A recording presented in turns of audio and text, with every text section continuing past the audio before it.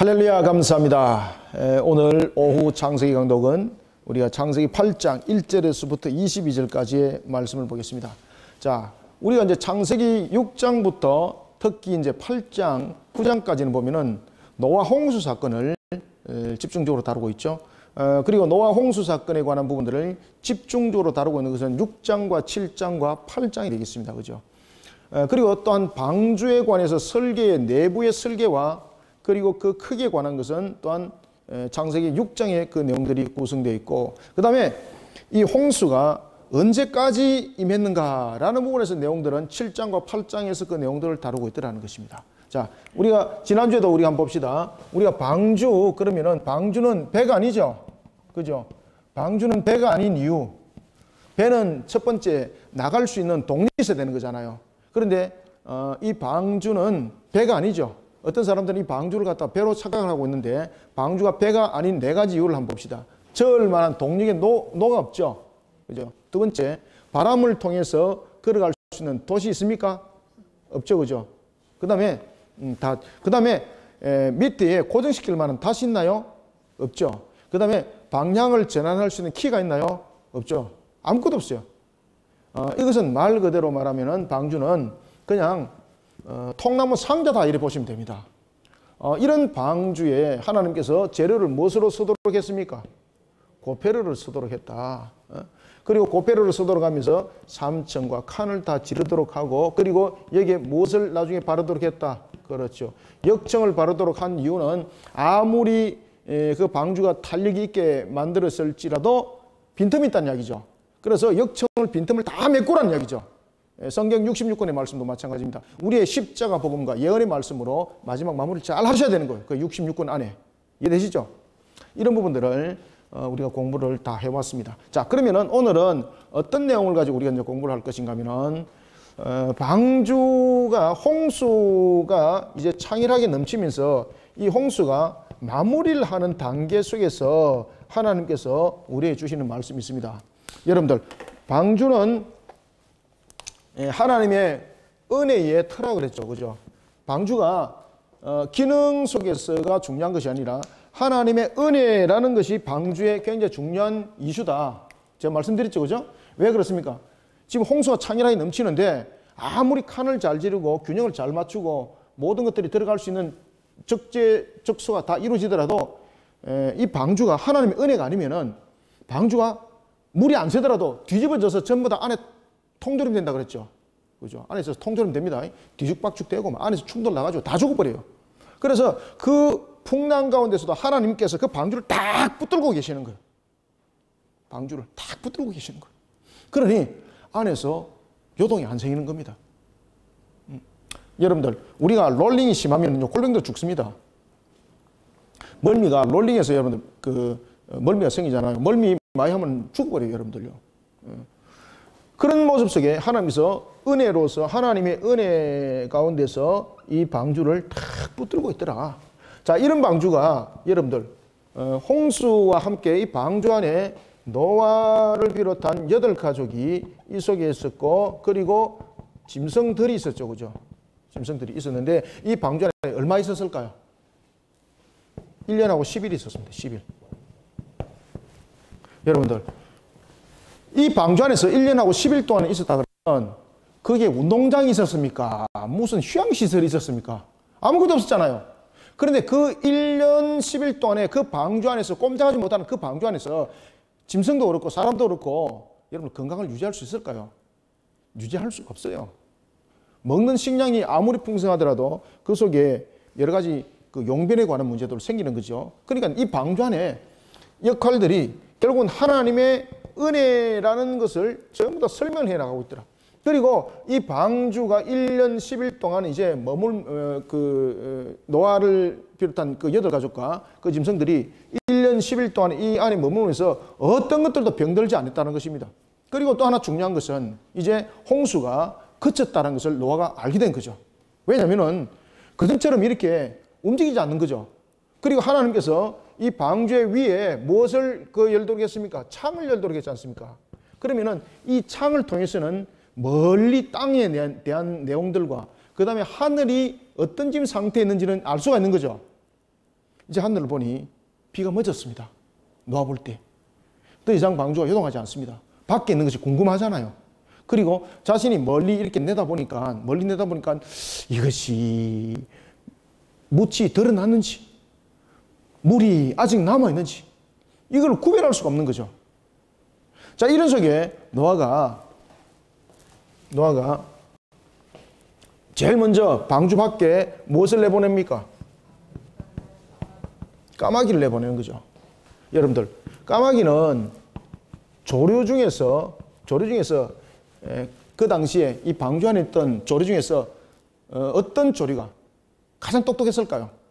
까마귀입니다. 그리고 노아가 선택했을 때에 방주 밖에 대한 내용들을 알기 위해서 다람쥐도 사용할 수 있잖아요. 그죠?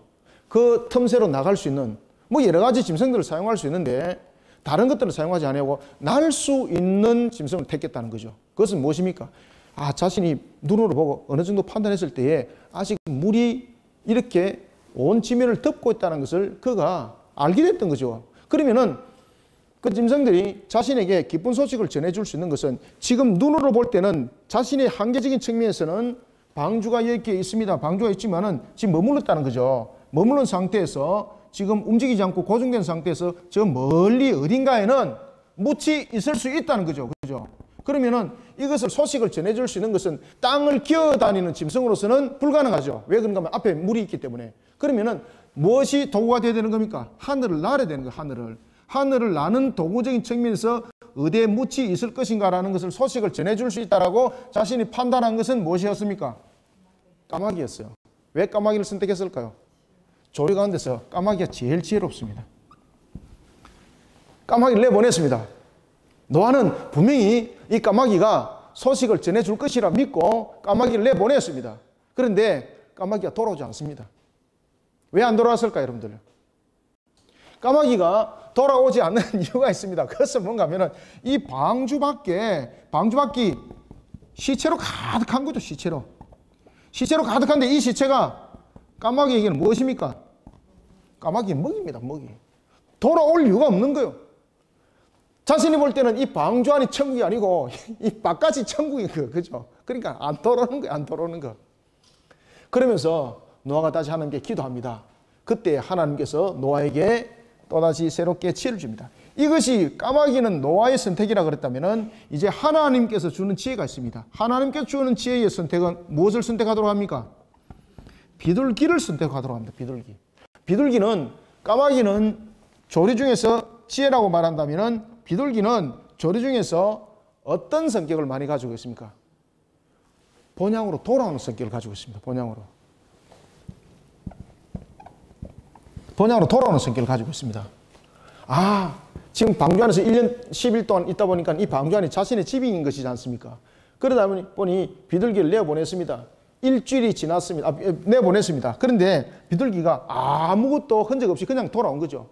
그리고 또한 일주일을 기다렸습니다. 그리고 또한 비둘기를 내보냈습니다. 무엇을 물고 왔습니까? 잎사귀를 물고 왔는데 무슨 잎사귀를 물고 왔습니까? 그렇죠. 11절에 보면은 감람나무 잎사귀를 감람나무 잎사귀를 물고 오더라. 그 다음에 일주일 뒤에 또 보내었습니다. 그러니 비둘기가 둥지를 턴 거죠. 그때 노아가는 깨달았습니다. 무엇을 깨달았을까요? 이제 모든 묻이 땅이 드러났구나. 이것을 자신이 확인하고 노아가 어디를 쳐다볼까요? 방주 밖을 통해서 삐꾸미 바깥쪽을 쭉 확인해 봅니다. 확인해 보니까 온 땅이 어떻게 됐을까요? 온 땅이 과거의 한글 성경은 이렇게 이제 번역을 안 했죠. 그래서 한글 성경이 번역이 잘못돼가지고 이것을 개정 개혁에서는 물이 그쳤더니 하레브를 이제 이렇게 정확하게 번역을 한 거예요.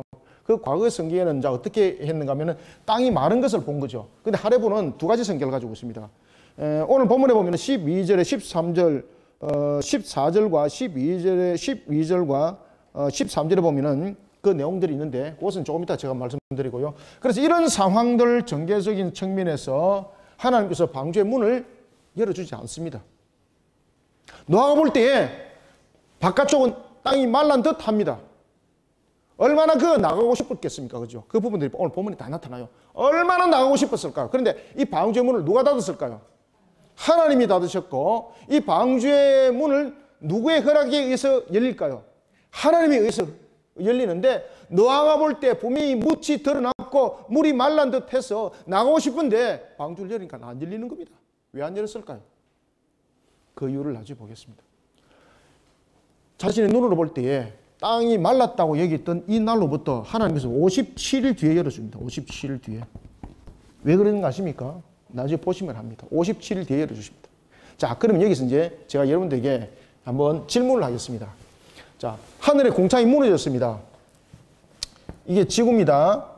그리고 이것이 물막이었죠. 그죠? 물막이었습니다. 이 궁창이 무너져서 온 지구를 때렸습니다. 그 물들이 다 어디 갔을까요? 이 궁창의 물은 어마어마한 거예요, 여러분들. 이거는 그냥 단순한 물이 아니에요. 이거는 하나의 프리즘과 같은 막을 형성하고 있는 물이었습니다. 이것이 물막이었습니다. 물막. 이것이 물막이었기 때문에 태양이 비추고 있을 때에 한 곳을 비추고 있더라도 온 지구가 다 온화했고, 그 당시에도 여러분들 노아 시대 때도, 노아 이전에도, 아담 시대 때도 지금과 같은 봄, 여름, 가을, 겨울에 대한 그런 모든 그 자전과 공전으로 일어나는 태양의 거리로 인해서 지구의 온도는 변화되게 되어 있었어요. 그런데 지구가 왜 온화하고 1년 365일 왜 늘 온실과 같은 그런 평균 온도를 유지를 했을까요? 바로 이 물막이, 은혜의 막이 원인이 되었던 거죠. 그러다 보니까 동식물들이 굉장히 잘 자라게 되었고, 그리고 모든 것들이 풍성함으로 이루어졌던 거죠. 그런데 이 물막이 무너져 버렸습니다. 이 물막이 무너지면서 어떤 현상들이 나타났을까요? 대기권은 형성이 되었습니다. 대기권은 형성이 되는데 이 속에 있는 이 우주에 대한 찌꺼기, 이런 부분들이 지구에 도달하게 되는 거죠. 그죠? 그러면서 여러 가지 부분들의 오염도 일어나게 되는 거죠. 그런데 그것은 둘째 문제 치고라도 이 물막에 있는 물은 다 어디로 갔을까요, 여러분들? 그 당시에는 홍수 심판이 임하기 전에는 무천 한 곳이었습니다. 한 곳. 그리고 모든 것은 물바다를 형성하고 있었습니다. 지구는 과거에 5대양 6대주가 아니고 그냥 1대주로 형성되어 있었습니다. 대륙이 하나였습니다. 하나. 그런데 이 홍수 심판으로 인해서 지구에 어떤 변화가 나타났다고 그랬죠? 지구가 깨어지는 겁니다. 강력한 압력에 의해서, 강력한 압력과 그리고 충격에 의해서 지구를 때려버리는 겁니다. 그러니까 지구를 때려버리니까 지구가 갈라지는 거죠. 그러면서 생겨났던 것이 무엇입니까? 깊은 골이 생긴 거예요. 깊은 골. 그런 깊은 골이 생기면서 무엇이 생겼을까요? 5대양이 생긴 겁니다. 5대양. 5대양 깊은 골. 깊은 골의 바다.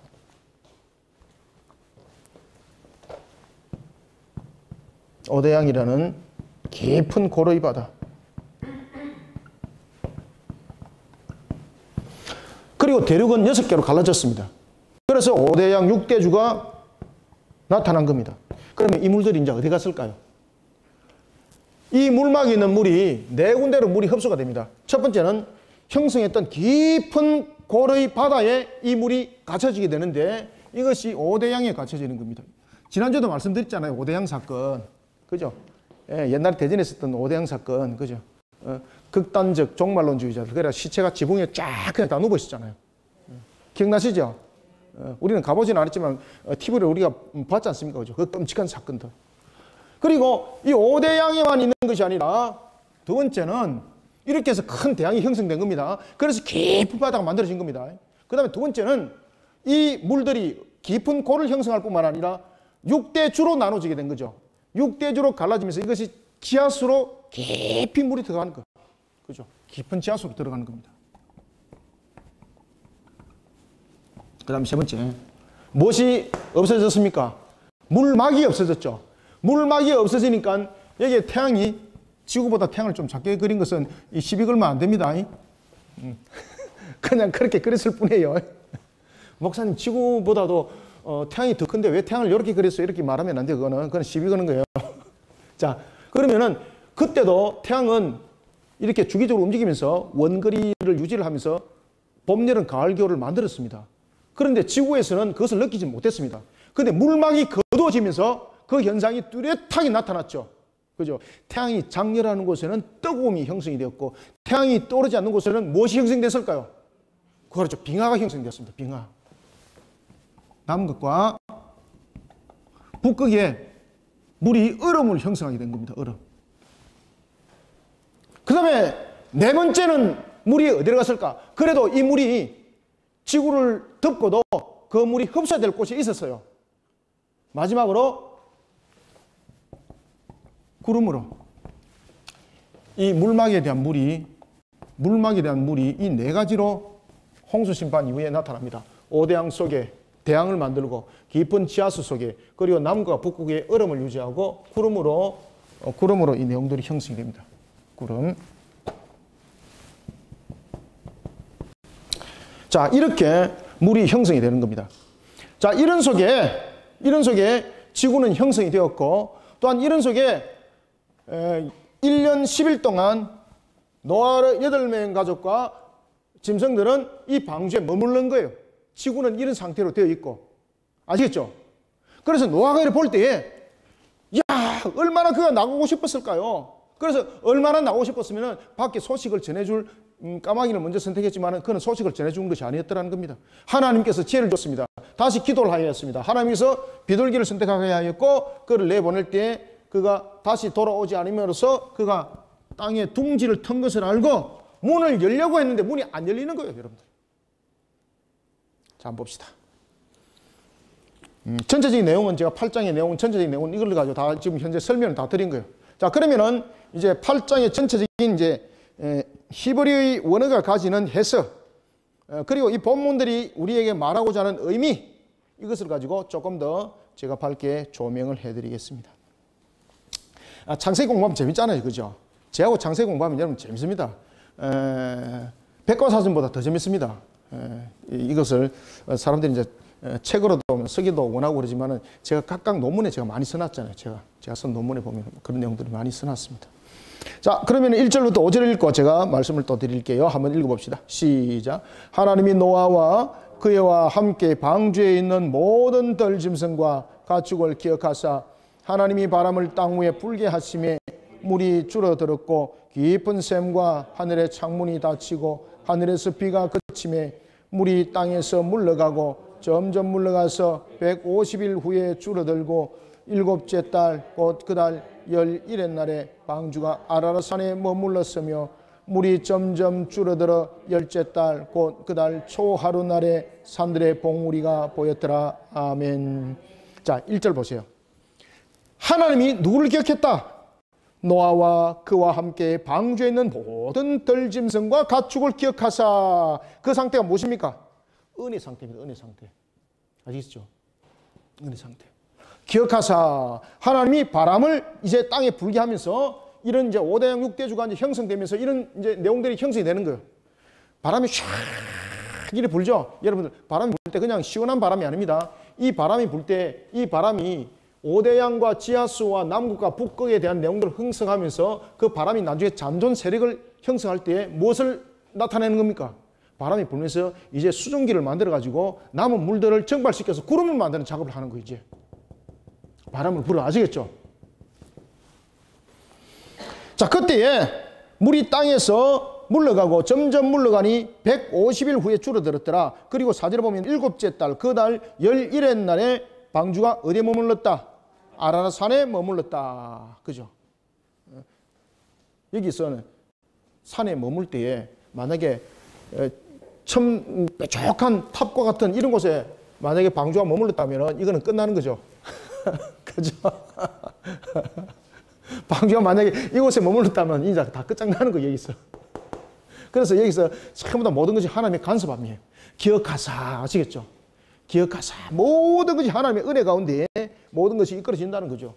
그냥 방주까지만 하나님께서 은혜를 베푸시고 그 다음에는 네가 알아서 일하다가 지금 여러분들 그 아라랏산 산꼭대기에 만약 이런 곳이었다면 여기서 있는 노아의 8가족과 그 짐승들이 있으니까 끝나는 거죠. 남아서 살아남은 존재는 뭐만 남겠습니까? 하늘을 날 수 있는 존재만 남고 나머지는 전부 다 게임셋이 되는 거예요. 하나님께서 산이 돼 이렇게 평지를 형성할 수 있는 그곳에 하나님께서 그 방주를 머물게 한 거죠. 딱 안착하는 거죠. 자, 아라랏산에 도착한 지 5절에 보면은 73일이 지났습니다. 그때에 40일이 더 지나서 노아가 방주 창문을 열어봅니다. 그죠? 방주 창문을 열은 이유는 무엇입니까? 지금 이게 방주가 요동하지 않고 계속 안정세를 유지를 하고 있고, 그 다음에 하늘을 보니까 하늘이 그전에 비가 쏟아졌던 그 하늘이 아니라 이제는 맑은 하늘이었고 구름이 있는 하늘이었죠. 그죠? 자신이 그전에 봤던 하늘은 아니죠. 그렇지만 비가 오지 못한다는 사실은 확인한 거잖아요.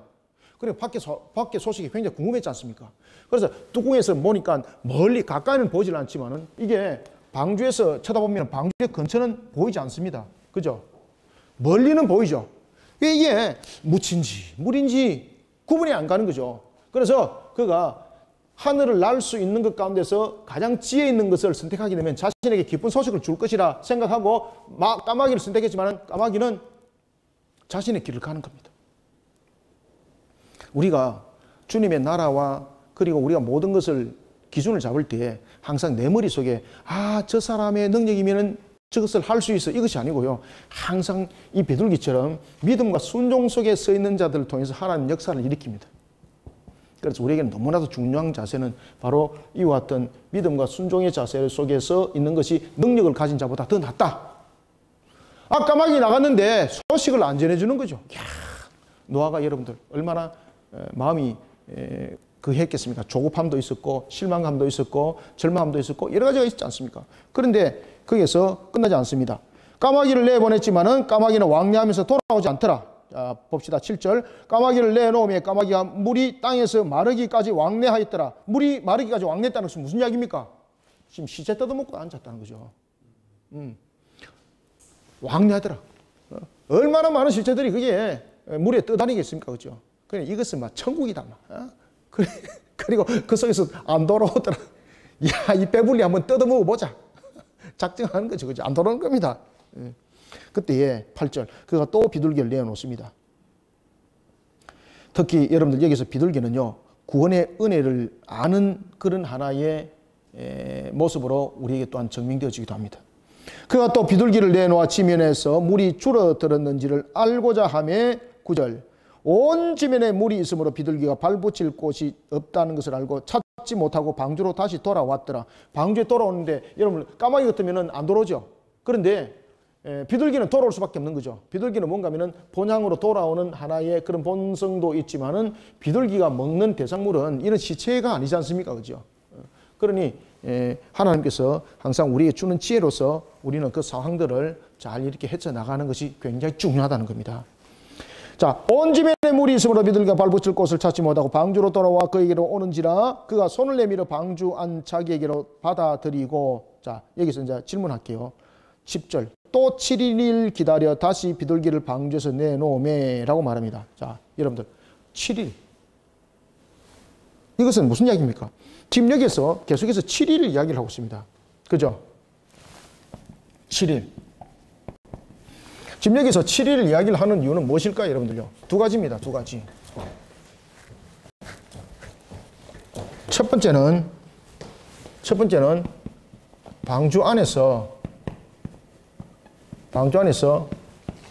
시간 계산 다 했다는 겁니다. 여러분들, 방주 안에서 시간이 계산되집니까? 비가 40주야를 내렸다 해도 안 뜨는 그건데 하루, 이틀, 사흘을 어떻게 계산합니까? 여러분 잘 아시길 바랍니다. 이것이 우리 상식으로서는 안 되는 겁니다. 우리 상식으로서는 내가 그 안에 얼마가 있었는지는 계산되지 않는 겁니다. 그런데 여러분 잘 아시길 바랍니다. 하나님께서 기억하셨다 그랬지 않습니까? 그리고 그 방주 안은 1년 10일 동안 머무를 수 있을 식량들을 채웠고 그곳에 하나님께서 택한 짐승들을 싣고 노아의 8가족이 태워지고 이 모든 것이 하나님의 계획 속에서 이루어진 거죠. 여러분들, 하나님은 우리가 시간 계산을 계산하지 아니할지라도 하나님은 우리에게 그것을 깨닫게 하셔서 그것이 몇 날 며칠인지를 알게 할 수 있죠. 하나님은 알게 할 수 있죠. 그죠? 지금 방주 안을 여러분 잘 생각해 보십시오. 방주 안에 우리 상식으로 계산하면 그 방주 안에 있는 사람들은 그리고 그 짐승들은 전부 다 통조림이 돼야 되는 거예요. 그죠? 3층을 지었습니다. 칸을 지었습니다. 그럼에도 불구하고 방주가 그냥 단순하게 있는 것이 아니라 하늘에서 그냥 공차이 무너져서 지구를 때리고 있고 파도가 치고 요동을 치고 있는데 그 방주가 언제 할 수 있습니까? 뒤집어지는 거죠. 뒤집어지는 거죠. 그죠? 그러면 전부 다 통조림인데 죽는 거잖아요. 우리 상식으로서는 말할 수 없는 거잖아요. 바로 이거와 똑같은 것입니다. 그 안에 하나님께서 샬롬을 형성하면서 우리가 인지적 능력으로서 날짜와 시간을 알 수 있을 만큼 하나님께서는 그 안에 은혜를 베푸셔서 그 안에 날짜와 시간을 알게 하십니다. 왜 그런가 싶습니까? 그 안에서 하나님은 무엇을 받으십니까? 지금 여기서 7이라는 데서 제가 지금 1번을 썼고 중요한 이유를 이제 써 나갈 것입니다. 방주 안에서 시간이 계산되어졌다는 거죠. 이것이 바로 뭔가 하면 하나님의 방주가 하나님의 은혜를 형성하고 있는 터였기 때문에 시간 계산이 가능해요. 우리의 인지적 능력으로는 계산 못해요. 그죠? 그것은 방주 안의 상태와 똑같은 거예요. 우리가 인지적 능력, 우리의 상식을 넘어선 은혜가 방주 안에 임하고 있기 때문에 이 시간은 하나님께서 가르쳐 주심으로 알 수 있는 거예요. 그럼 하나님은 노아에게 왜 그 시간을 가르쳐 줬을까요? 하나님께서 천지와 만물을 창조하면서 이런 말씀하셨죠. 첫째 날, 요음이라는 단어를 썼죠. 그죠? 24시간 단어. 첫째 날, 둘째 날, 셋째 날, 넷째 날, 다섯째 날, 여섯째 날 하면서 심히 좋았더라 라고 말씀하셨죠. 그리고 난 뒤에 그 다음에 무슨 말씀하셨어요? 2장이 무슨 말씀하셨어요? 제7일을 안식하시고 그날을 어떻게 하라? 지키라 그랬잖아요. 그러면은 홍수 심판이 있으면은 안식이 안 지켜도 됩니까? 노아를 비롯한 8가족이 그 안에 있으면서 그러면은 우리는 여기가 조선이 하나님 이제는 안식일 개념도 없고 아무것도 없고 그냥 우리는 방주 안에 가만히 있겠습니다. 이러면 이 방주 역할은 아무것도 아니에요.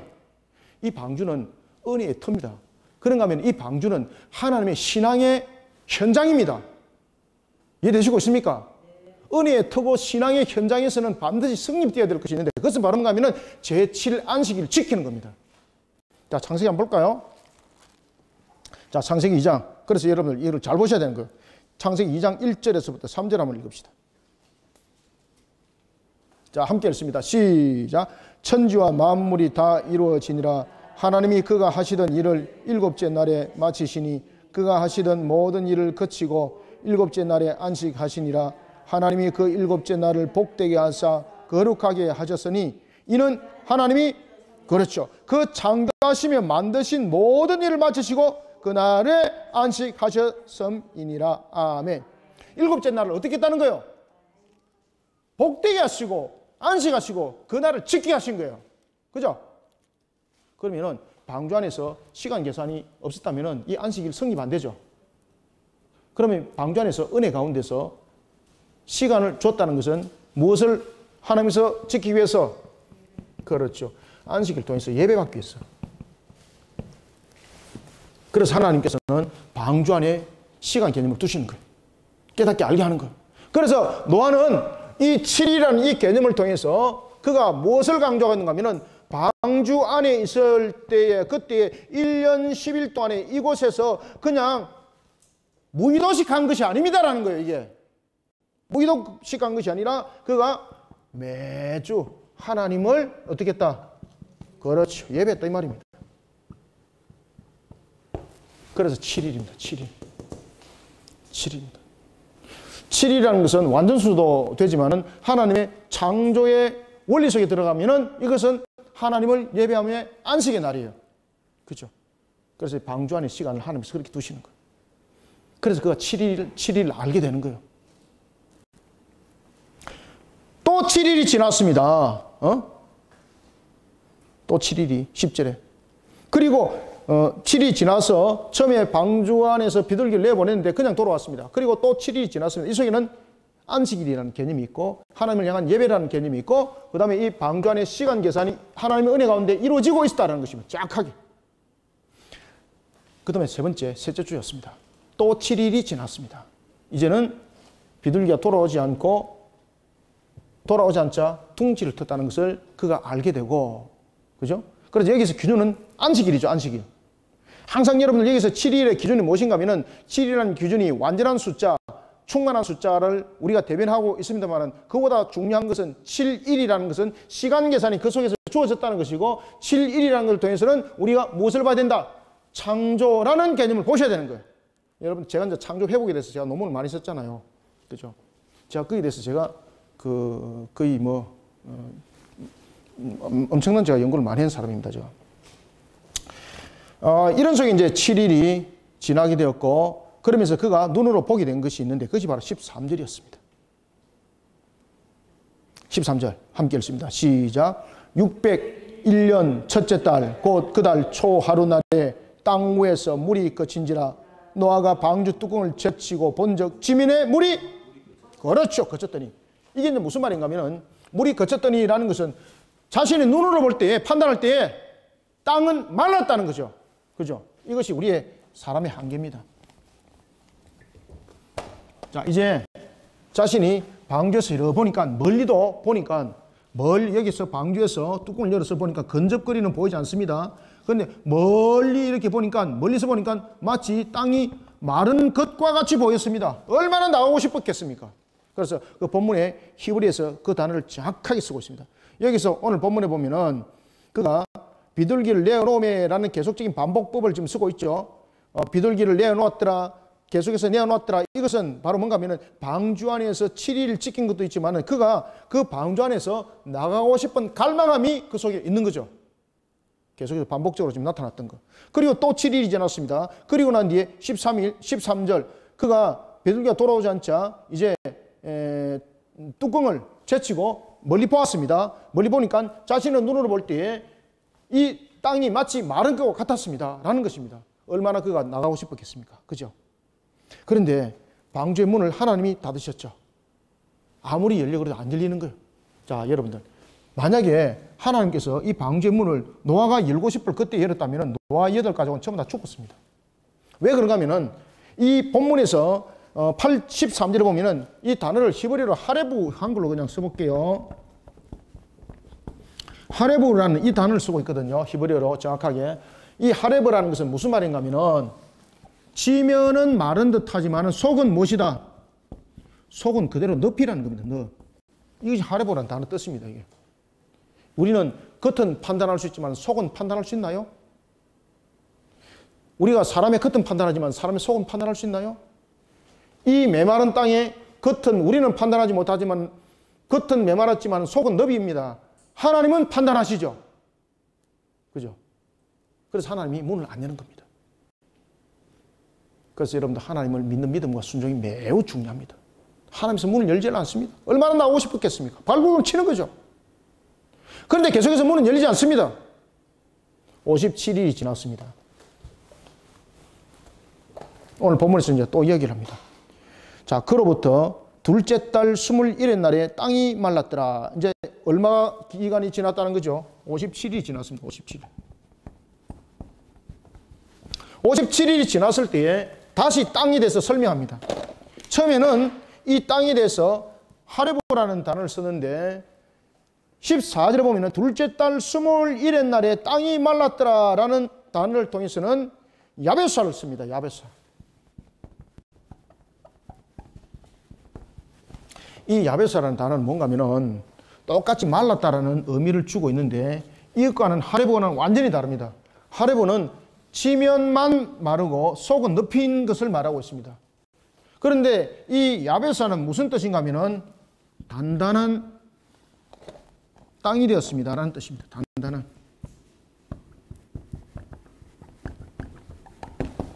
단단한 땅이 됐다는 거예요.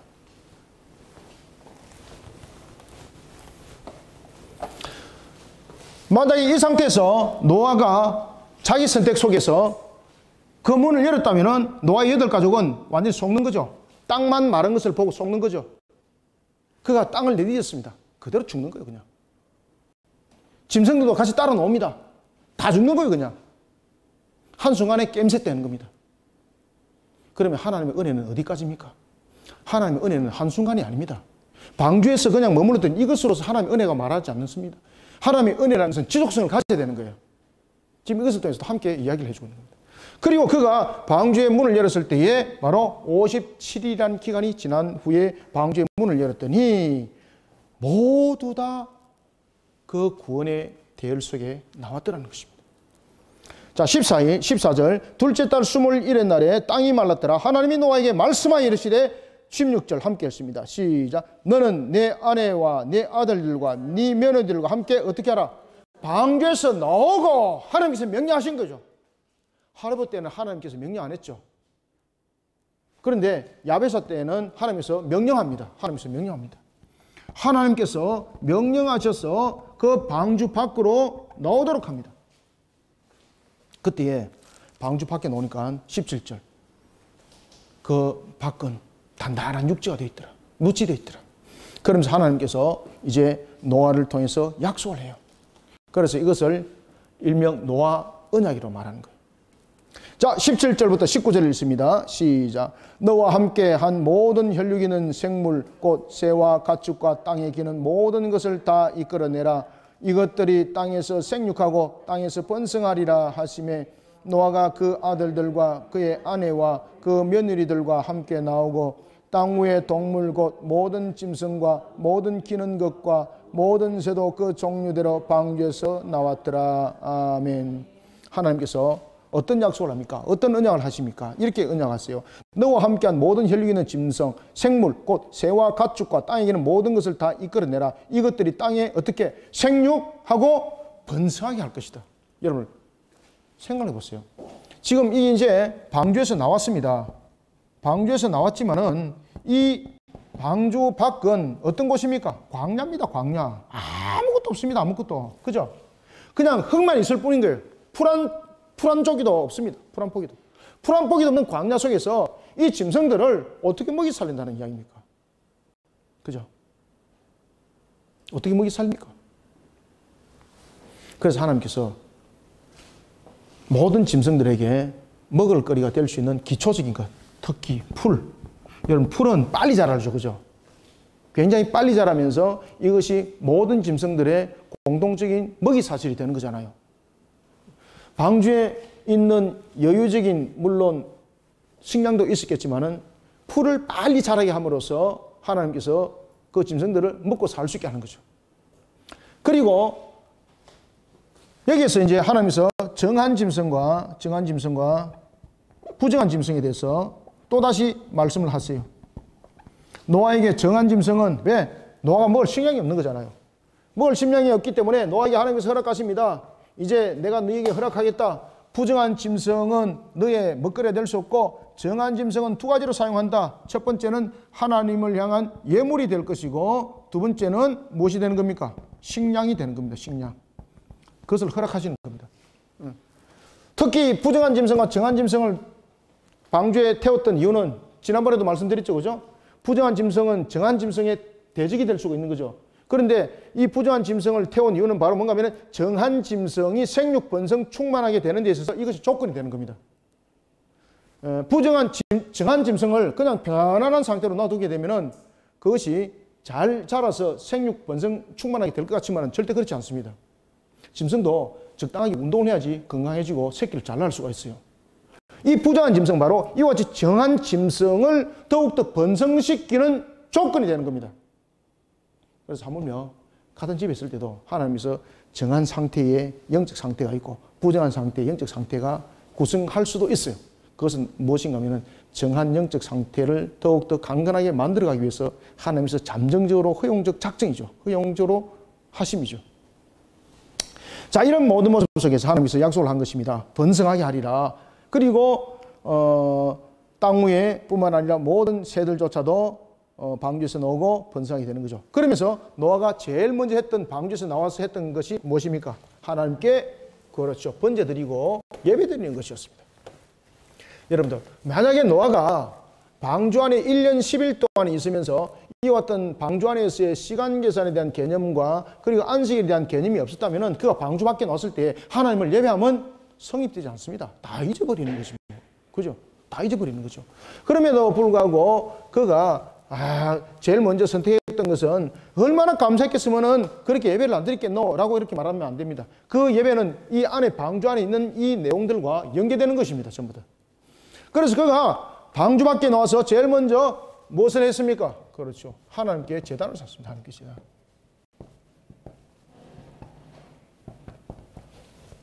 이게 노아의 신앙이죠. 방주 안에서의 시간 계산의 하나님의 은혜 그리고 안식일에 관한 이 내용들. 이런 속에 노아는 하나님께 제단을 쌓는 것을 제일 먼저 우선을 했다는 것입니다. 자, 이런 속에 하나님께서 노아에게 무지개 언약도 이 속에서 이제 등장하는 겁니다. 무지개 언약. 무지개 언약은 우리에게 제일 먼저 강조되어진 것이 무엇입니까? 다시는 물로서 심판하지 않겠다. 물로 심판하지 않겠다. 여러분들, 하나님께서 무지개 언약을 통해서 물로 심판하지 아니할 것을 말씀하셨고, 그리고 이제 노아에게 생육하고 그리고 번성하고 땅의 충만함을 하나님께서는 또는 언약하시죠, 그죠? 약속하시는데, 그러면은 잘 보십시오. 물로서 이제는 심판이 이루어지지 않는데, 우리가 요한계시록을 통해서도 보면은 요한계시록 하나님께서 우리를 통해서 주신 말씀 가운데서 악한 무리들을 심판하실 때에 제일 먼저 두 짐승을 심판하시죠. 두 짐승을 심판하시고, 그 다음에 두 번째 마귀를 심판하시고, 세 번째 마귀에 속한 불신자들을 심판할 때 어디에서 심판합니까? 유황불못입니다. 유황불못. 물로 심판 안 합니다. 불못으로 심판합니다. 불못. 그래서 우리가 창세기에 보면은 소돔과 고모라 성 나타나죠. 소돔과 고모라 성에 무엇으로 심판합니까? 그렇죠. 이때 불심판입니다. 불심판. 앞으로 일어날 종말의 심판을 소돔과 고모라를 통해서 예고를 해주고 있는 겁니다. 물로서는 앞으로 심판하지 않습니다. 이제는 남은 것은 불심판입니다. 이것이 마지막 종말의 심판이 될 것을 우리에게 예고해주고 있는 것입니다. 자, 보겠습니다. 자, 20절부터 22절까지 읽습니다. 시작. 노아가 여호와께 제단을 쌓고 모든 정결한 짐승과 모든 정결한 새 중에서 제물을 취하여 번제로 제단에 드렸더니 여호와께서 그 향기를 받으시고 그 중심에 이르시되 내가 다시는 사람으로 말미암아 땅을 저주하지 아니하리니 이는 사람의 마음이 계획하는 바가 어려서부터 악함이라. 내가 전에 행한 것 같이 모든 생물을 다시 멸하지 아니하리니 땅이 있을 동안에는 심음과 거둠과 추위와 더위와 여름과 겨울과 낮과 밤이 쉬지 아니하리라. 아멘. 자, 여기서 제가 설명했던 거 다 나타납니다. 이제 그가 제단을 샀습니다. 그가 제단을 샀는 것은 방주 안에 있는 그 일들의 연속이죠. 그죠? 일들의 연속. 자, 그리고 여호와께서 그 향기를 받으십니다. 향기를 받을 때에 예물이 무엇이었습니까? 그렇죠. 정한 짐승이 예물이었습니다. 정한 짐승 지어버렸죠. 그죠? 정한 짐승. 정한 짐승을 하나님께서 예물을 받기로 하나님께서 노아에게 말씀하시고, 그리고 정한 짐승을 하나님이 예물로 받으십니다. 그리고 하나님께서 말씀하십니다. 이렇게 21절 여호와께서 그 향기를 받으시고 그 중심에 이르시되 내가 다시는 사람으로 말미암아 땅을 저주하지 아니하리니 이는 사람의 마음이 계획한 바가 어려서부터 악함이라. 여러분들, 어려서부터 악함이라는 걸 통해서 하나님께서 우리에게 증거해 주고 있는 것이 있습니다. 그것은 바로 뭔가 하면 죄 증가를 말하고 있습니다. 죄 증가. 죄 증가. 아담과 같은 모습으로 우리는 태어난다는 거죠. 죄의 증가. 죄의 증가의 모습을 우리에게 설명해 주고 있다. 죄의 증가. 그래서 우리는 스스로 어렵지 못합니다. 노아는 분명히 창세기 6장에 보면은 그는 당대 의로운자라고 말하고 있지만은 의로운자 같으면은 만약에 죄도 흠도 없다면은 하나님께 나갈 때에 이런 정한 짐승이 예물이 될 필요가 없습니다. 왜 그런가 하면은 아담을 보십시오. 에덴 동산에 있을 때 아담은 하나님을 만날 때에 예물을 드리면서 제사를 드리면서 만났나요? 그냥 만났나요? 그냥 대면했어요. 그냥 대면했어요. 그러면은 우리가 하나님께 제사를 드리는 부분들은 저번에도 제가 말씀드렸죠. 처음에 에덴 동산에서의 제사장은 섬기고 가꿈이에요. 그런데 이것이 인간이 죄를 범한 이후에 이것은 다시 말하면은 하나의 중보적 도구가 성립된 상태에서 하나님께 나가는 길이 제사라는 방식이 새롭게 만들어진 거죠. 동일한 제사장 직분임에도 불구하고.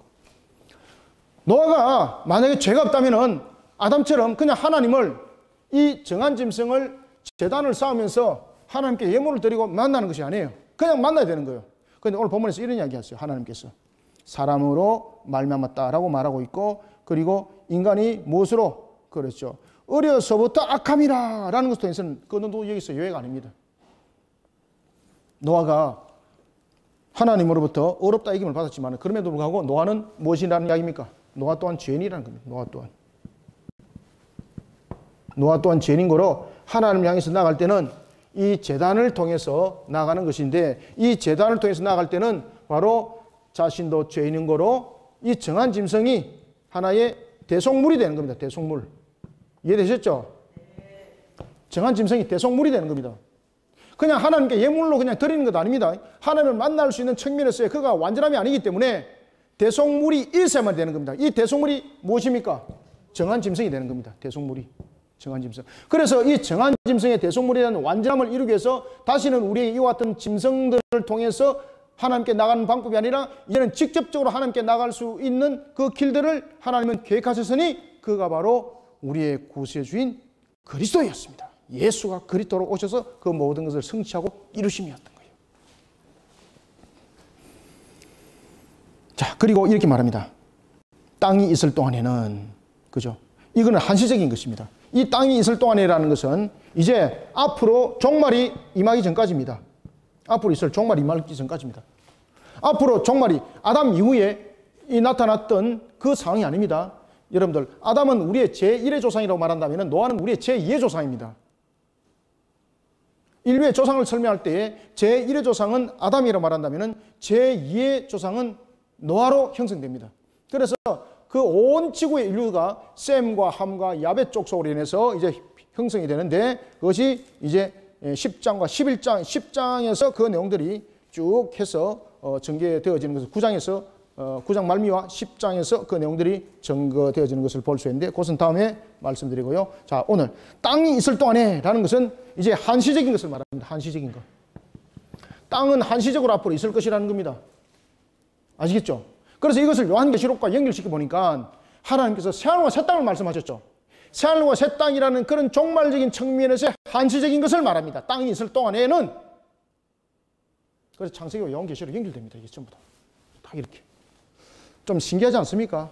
다 연결됩니다. 이렇게. 땅이 있을 동안에라는 것은 노아의 홍수 심판 이후에 이제 종말이 단행되어질 때 백보자 심판이 임하고 새하늘과 새 땅이 내려오기 전까지 그것을 땅이 있을 동안입니다. 그러면은 마지막 종말 심판에는 이 온 지구와 온 우주가 싸그리 총정리됩니다. 싸그리 총정리됩니다. 그러니까 저 화성에 갈 필요 없습니다. 지구에 얼음이 있어가지고 화성에 가려고 노력하지 마십시오. 그곳에서 힘들게 사시다가 더 어렵게 돌아가십니다. 하나님께서 우리에게 허락하신 피난처는 화성이 아닙니다, 여러분들. 바로 교회였고, 그리고 하나님께서 종말에 이 모든 것들을 하실 때요, 우리에게 보호처에 대한 나팔장이 임하고 대접장이 이제 들어갈 때는 우리에게 또 다른 하나의 장소적인 측면에서의 천왕국인 장소를 허락하십니다. 아시겠습니까? 이것이 전부 다 방주처럼 그런 형성이 이루어지는 겁니다. 상상을 초월하는 거죠. 우리가 생각하는 그 이상의 내용들이 이제 펼쳐집니다, 앞으로. 그래서 우리가 하나님을 향한 이 믿음이 얼마큼 중요한지 여러분 잘 아셔야 되는 겁니다. 믿음을 가지지 못하니까 하나님께서 이끌어 인도하는 길을 못 가는 거예요, 여러분들. 아시겠습니까? 의심하고, 그것은 뭐지? 이러면서. 땅이 있을 동안에 딱 별표 치놓으세요. 땅이 있을 동안에. 그죠? 땅이 있을 동안에. 자, 땅이 있을 동안에. 그러면은, 자, 봄, 여름, 가을, 겨울. 노아 홍수 전에도 봄, 여름, 가을, 겨울은 있었죠? 앞에서 제가 지구하고 태양하고 그렸죠, 그죠? 자, 이게 이제 이 말이에요. 자, 총 정리해 드릴게요, 이제. 자, 이러면 여러분들 이제 이해를 가실 거예요. 노아 홍수, 이게 지구인데, 이게 물막입니다. 물막이 있을 때도 태양은 그대로 그 자리에 있었어요. 그 자리에서 자전과 공전 다 했습니다, 지구도. 그때는 태양이 한쪽을 비출 때도 지금처럼 극점이 안 생겼습니다. 무엇이 막았습니까?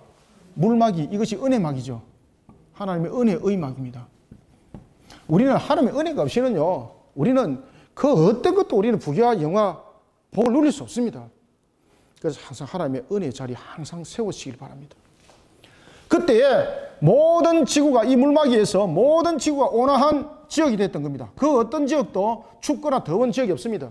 더운 곳은 물로서 식혀주고, 그죠? 추운 곳은 물로서 데펴주고, 이 은혜막이 무너져 버린 거예요.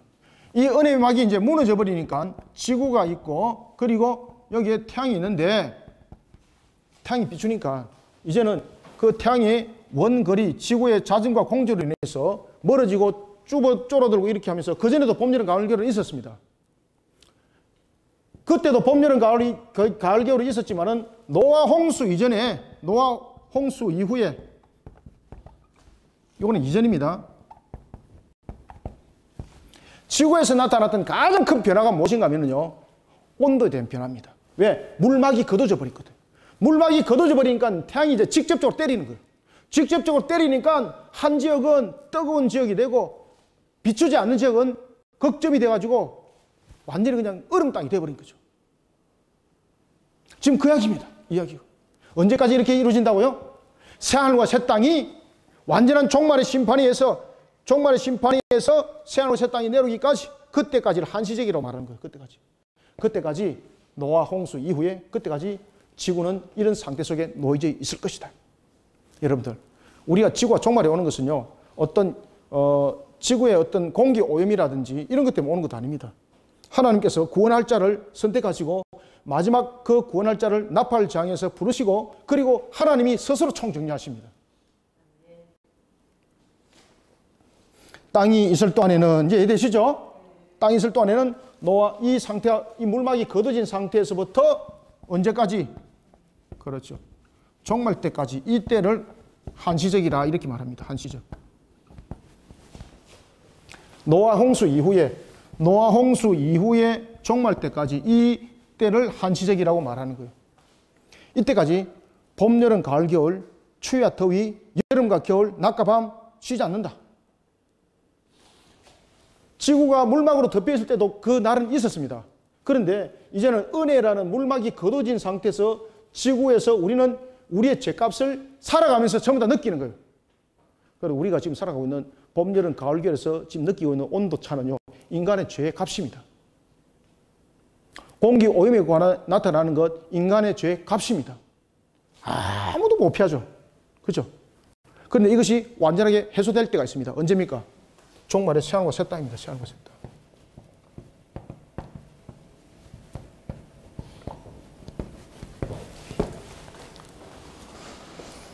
자, 땅이 있을 동안에는 신음과 거둠과 추위와 더위와 여름과 겨울과 낮과 밤이 쉬지 않더라라는 것은 바로 인간의 죄로 인한 죄의 값을 말하고 있습니다.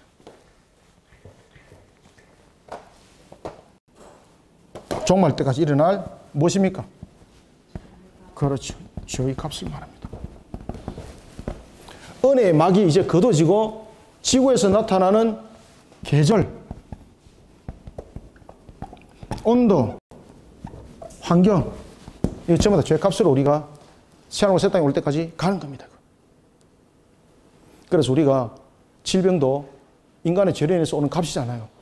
피할 길은 하나님의 신앙 속에 출애굽기 15장의 말씀처럼 하나님의 법도와 규례를 지키게 되면 내가 애굽에 내렸던 어떤 질병도 내가 너희들에게 내리지 아니할 것이니 나는 너희를 치료하는 하나님이라고 말씀하셨던 그 말씀이 그대로 이게 적용되는 겁니다. 그래서 여러분, 성경은 한 절만 보는 게 아니에요. 지금 여기서 보니까 창세기도 연결되고 계시록도 연결이 되지 않습니까? 이런 성경 연구와 성경 공부가 되어져야 되는 것입니다. 자, 오늘은 노아에 관한 부분들은 여기까지 이야기하고요. 또 9장에서 계속해서 또 노아의 이야기를 이어가도록 하겠습니다. 기도하겠습니다. 살아계신 하나님 아버지, 주께서 베푸시는 은혜를 감사드립니다. 눈에는 보이지 않지만 살아계신 하나님께서 천지와 만물을 다스리시고 온 우주를 다스릴 때에 모든 것은 하나님이 보시기에 좋았더라, 하나님 보시기에 선한 것들로 모든 목적들을 이루어갈 줄 믿습니다. 종말의 끝자락을 바라보면서 오늘도 주신 말씀을 또한 삼가 깨닫습니다. 살아계신 하나님 아버지, 노아의 홍수 시대를 바라보면서 또한 우리는 이때를 어떻게 면해야 될지를 다시 한 번 더 각인합니다. 오직 하나님의 법도와 규례를 지키는 말씀에 순종하는 종들로서 길이 우리를 복되게 하는 것이고 우리를 번성하여 일으켜 세우는 축복의 동산을 만든다 하였습니다. 하나님, 오늘도 주신 말씀으로 우리의 영을 더욱더 새롭게 만들어 주시고 우리 성도들 은혜 충만하게 이끌어 인도하여 주시옵소서. 부족한 종의 입술을 통하여 증거하였지만은 살아계신 하나님의 능력의 말씀이 되게 하여 주시고 이것이 혼과 육과 골수를 찔러 쪼개 주님의 능력으로 일어나게 하여 주옵소서. 우리 모든 성도들에게 꼴의 양식이 되게 충만하게 역사하여 주시옵소서. 예수님 이름으로 기도드립니다. 아멘.